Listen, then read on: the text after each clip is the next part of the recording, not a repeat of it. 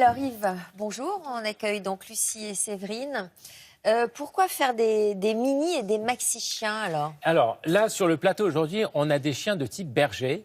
On a ici un Shetland qu'on appelle aussi le... Non, pardon, on a un collet, pardon, qui s'appelle aussi le berger d'Écosse.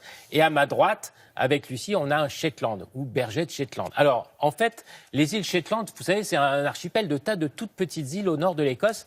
Et les territoires sont très accidentés et on avait besoin, dans cette région-là, de petits chiens. Et on a sélectionné, avec des croisements successifs, à la fin du 19e siècle, des petits chiens.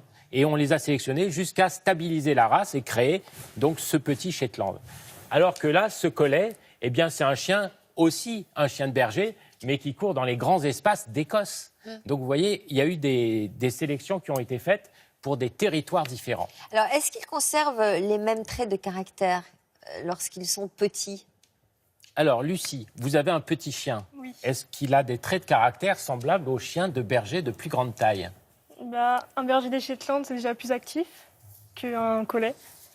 Donc, Alors ça, c'est une caractéristique générale. Plus ils sont petits, plus ils sont actifs. En général, j'ai déjà remarqué ça. Plus ils sont petits, plus ils sont actifs. C'est-à-dire qu'ils ont un moteur qui tourne beaucoup plus vite. Ouais. Et quand ils sont plus grands, regardez, ils ont tendance à être un peu plus placides, un peu moins dynamiques. Effectivement.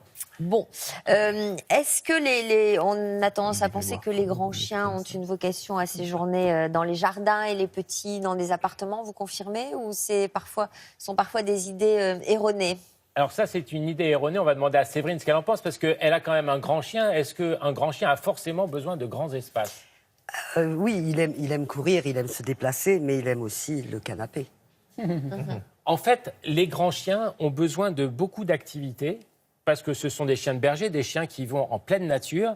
Mais les petits ont besoin aussi de dépenser toute cette énergie dont vous parliez tout à l'heure, Sophie. Parce que grâce à cette dépense énergétique, vous allez avoir des chiens stables, des chiens paisibles. Au niveau des prix, est-ce que les petits chiens sont moins chers que les gros chiens? Alors, ça ne se vend pas au kilo, mais en général, c'est un effet de mode. Plus les chiens sont à la mode et plus le prix est élevé, plus la caractéristique des géniteurs est élevée. C'est-à-dire, si vous avez des grands champions, leurs petits, leur descendance sera plus chère. Mais en général, les petits chiens très prisés sont plus chers que les grands chiens un peu moins demandés. Quelles sont les races à la mode en ce moment? Alors en ce moment, les races à la mode, vous avez le berger australien. Alors le mini berger australien, qu'on appelle mini aussi, fait aussi partie de ces chiens qu'on trouve en grand et en petit. Alexandre. Yves,